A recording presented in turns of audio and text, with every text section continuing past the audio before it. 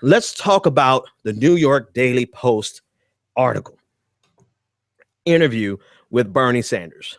Okay, I'm going to start this conversation off with a criticism of Bernie Sanders. And then I want to unpack for you why Hillary, journalists, and shills are so willing to engage in behaviors that they hate seeing come from the right. They constantly complain about yellow journalism coming from the right, yet they have no problem doing it themselves when it benefits Hillary Clinton. But first, the criticism. If I'm running for president and somebody asks me about my policy, this is just me. This is the way I was raised. I'm going to know my policy better than anybody on my policy team. I'm going to know my policy inside and out. I'm going to know it up and down, back and forth. I can say it in my sleep. That's just me. Is a presidential candidate required to have that level of understanding of their own policy? Clearly no, because if we look at our past presidents, we have a lot of presidents who could not read coherently, right? Or make a coherent sentence, but I'm not going to use that as an excuse. Bernie Sanders discussed his policies. I want to say he could have done a better job. So I want to just put that at the top because I want to be fair to myself, because I know me, myself, I would have done a more solid job, particularly on my key policies. With that being said, the interview with the New York Daily Post was nowhere near as bad as people are trying to make it seem. Did you have a chance to read it, Anoa, or are you just gathering? I did not. It is. It's bad in the sense that for once, an editor and a journalist decided to ask follow-up questions until it was exhausted. Right. The editor of the New York Daily Post, he asked follow-up questions until there was nothing else, nowhere else to go. This is rare in journalism today. It could be frustrating because he did it with somebody that I support, but I just want to respect the game, right? In journalism, this is how it should be done.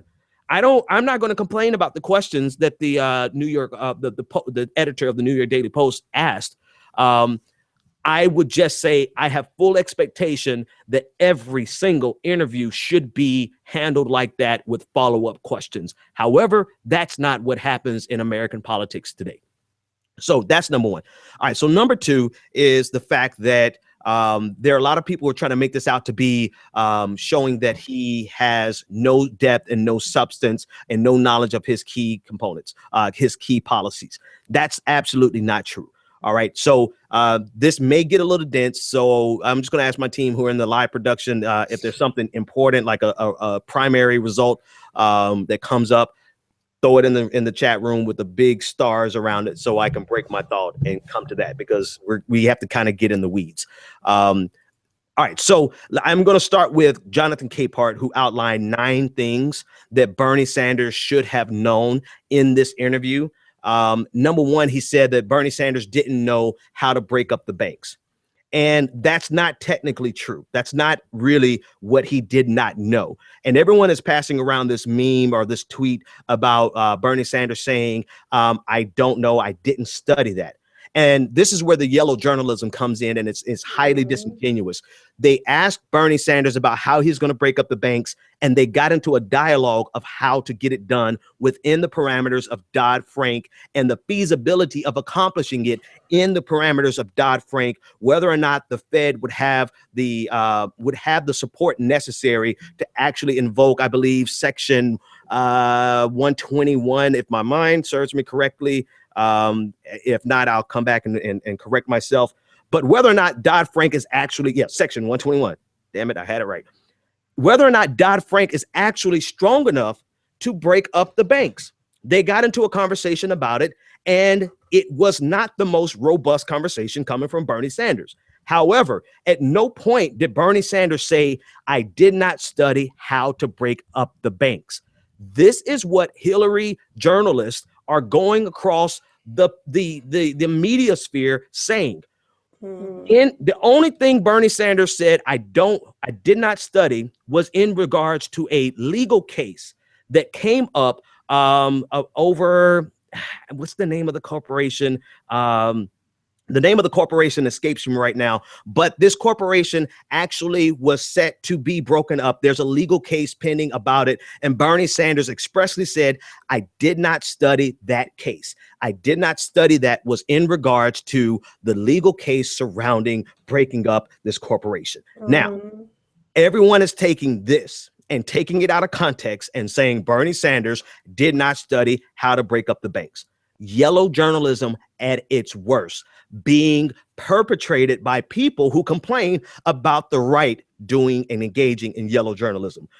Here, I don't want to go off too far on the rhetoric of psychoanalyzing the problems with this, because I want to stick with the meats, the nuts and the bolts of the conversation, of the interview.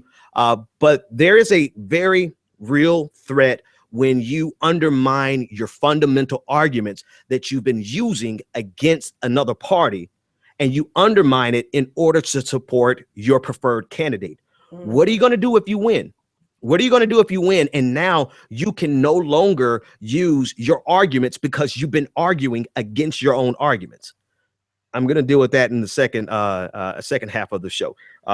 Okay, so that was the first thing that Capehart said, that he did not know how to break up the. Yes, he does know how to break up the banks, but the only real question is Dodd-Frank strong enough to actually accomplish it?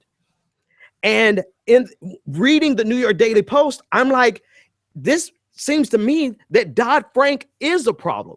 That Dodd-Frank is not strong enough to break up the banks because there's so many hurdles that has to be overcome. There's so many, I think it's like 3/4 of the Fed governors that have to vote saying that this particular bank posed an existential threat to the financial sector, and therefore it needs to be broken up. And what bank, what entity, if JP Morgan right now has not crossed that threshold of actually being too big to fail, then what entity could ever really cross the threshold to be broken up by Dodd-Frank? And here's the thing. If Hillary Clinton has been making this point that she's going to use the powers to break up the banks are inside of Dodd-Frank, well, and now you're going to criticize Bernie Sanders for not being able to explain how Dodd-Frank is actually going to break up the banks because of the overwhelming barriers that Dodd-Frank places in front of actually breaking up the banks. Then Hillary Clinton's argument that Dodd-Frank is so strong falls completely apart. It falls completely apart because, one, you're looking at this interview and saying Bernie Sanders can't answer how he's going to overcome. Essentially, this is true, right? This is a true part. Bernie Sanders essentially could not explain succinctly how he was going to overcome the barriers of Dodd-Frank to actually break up the banks that they're going to identify that need to be broken up, because Dodd-Frank presents the barriers. Now, if you're going to say that, then you simultaneously must conclude that Hillary Clinton has no intention of breaking up a single bank because she knows the barriers of Dodd-Frank make it all but impossible. So that's the first thing I want to do. I mean, and there's like, I'm just going to keep going with Jonathan Capehart's article. Let's use that here, John. I'm going to use your article as a framework. And this is the one. Now, at least I will give Jonathan this. He was not doing yellow journalism with number 2, because number 2 is the legal implications of breaking up a financial institution. They were talking about the legal case of Metropolitan Life. Thank you, Jonathan. It's in your article.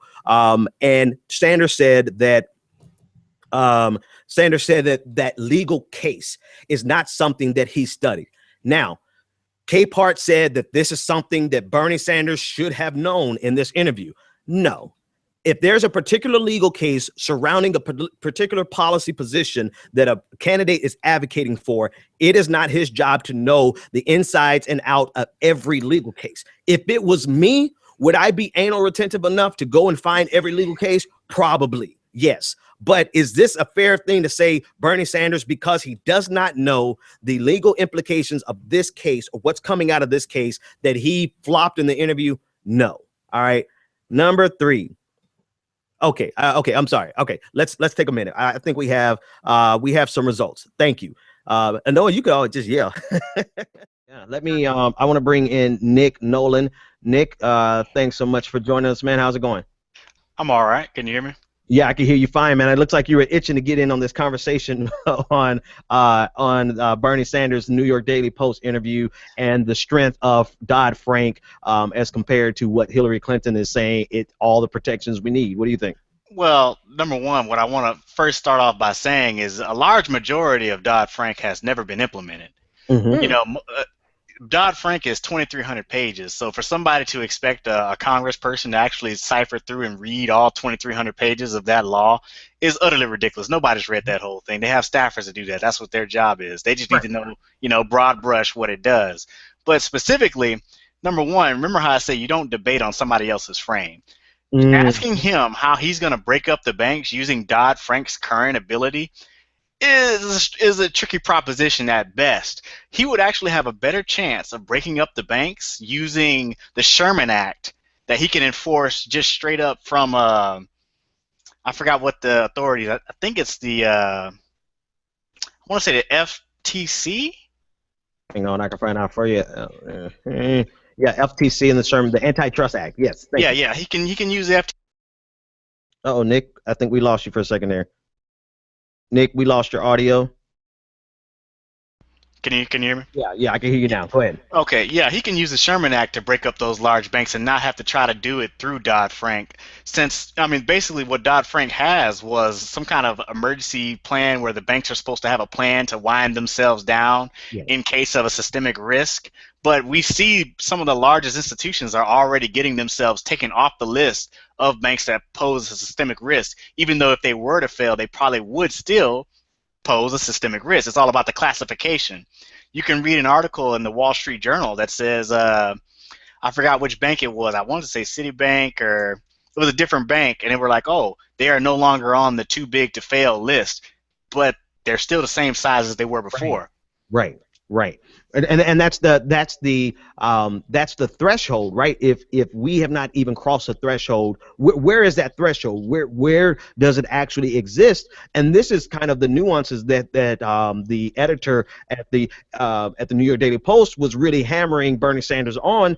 I think it's reasonable to say that I think he could have done better with it. However, I'm with you on this, right? The framework was first cast in a manner that is not favorable to his entire argument. The Hmm. argument that he has made for a long time is that Dodd-Frank isn't sufficient and that we need to go above and beyond it. But if you're arguing it from the framework of Dodd-Frank, then it's already a lost proposition. But to me, it just exposes the hypocrisy of Hillary Clinton saying that we already have the provision that we need. 121 gives us the strength that we need to break up the banks. And now everyone is using this as a way of saying, well, he doesn't even know how. So it's just the hypocrisy tied into this game on policy. But go ahead, man. Not to mention that, like, if I were Bernie Sanders, I would have taken this point to go ahead and say, we have a system. I mean, we have a situation in this country right now where many companies enjoy large monopolies, and it goes from industry to industry. And the banking industry is no different. Currently, Dodd-Frank is not strong enough to break up the financial institutions that pose systemic risk to our system. However, what I can do is I can use the Sherman Act and begin winding them down that way. Right, right. So in a lot of ways, I think this plays, not to get soft with the conversation, but this plays to the fact that Bernie Sanders is not the sharpest politician, and I don't mean that in a condescending way, is that he doesn't understand or he doesn't employ the pivot. Right? He did not pivot that question to answer exactly what he wanted to answer in the frame that he wanted to answer. He actually tried to engage with the editor and answer the question on the merits, which is commendable, but at the same time, it's you're on their turf and you're in their game. Let me Yeah. let me just give a couple of things on the primaries here. But let's get back to the Sherman Act. Let's get back to Dodd-Frank, the inability to actually qualify a bank to be broken up. It's not that Dodd-Frank can't break anything up. It's that Dodd-Frank creates this hurdle that's so insurmountable that it may as well be we can't break up any banks. Even back to your point, the classification and also the banks, the plan to actually break down the bank is not on the government. The bank is supposed to submit their own plan. And Right. if they haven't done so, there is no viable plan that we're ready to act on immediately to break up these large institutions. Now, the way the law is written is if they do not turn in this plan within a certain amount of time, that the bank, that the regulatory agency is supposed to go ahead and act and begin winding down the bank anyway, but they have yet to do so.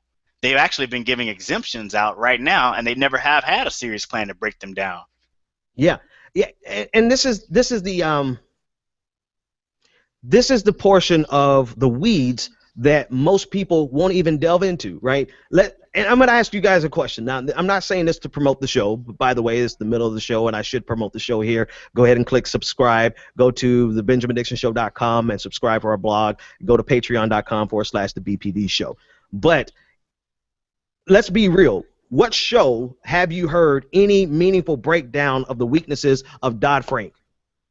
On any mainstream, I mean, seriously, no one is going to take you into these weeds and nuances. And what that allows you to do is to listen to Hillary Clinton and any other politician for that matter, even Barack Obama, who says that Dodd-Frank is strong, that Dodd-Frank does what we need to break up the banks. And here you have this Democratic socialist from Vermont on the sideline saying, no, it's not. It's not strong enough. We need to do more. And you have a lot of people who are yelling, we need to do more. But here's a classic case. In this interview, arguing within the framework of Dodd-Frank, Bernie Sanders could not fully explain how he was going to get it done.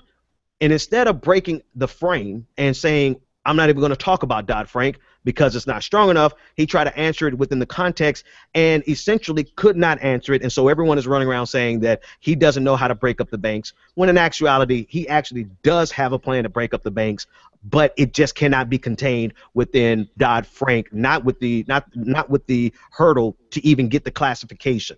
What else you got on that, Nick, before I move on to this next thing? Oh, okay. Lastly, what I want to say about that is not only was it bad to try to fight on somebody else's frame, more to the point, the financial industry itself is regulated by multiple agencies and is spread across. And the law, when it comes to specifics for those agencies to actually regulate the banks effectively, it's they didn't really have any specifics. It's sort of do what you think is best, and that is also why a large part of the regulation that's actually supposed to come from this new regulatory framework has yet to materialize. Most of the things that are implemented from Dodd-Frank is really just to keep banks from cheating one another. So it's benefiting the industry in that they can't cheat one another, but there's really not much there other than that. Everything else has yet to be implemented or is there and is not being enforced. Interesting. Nick, thanks so much for that analysis, man. No problem. You're more than welcome to hang out and stay a little longer. I want to shift gears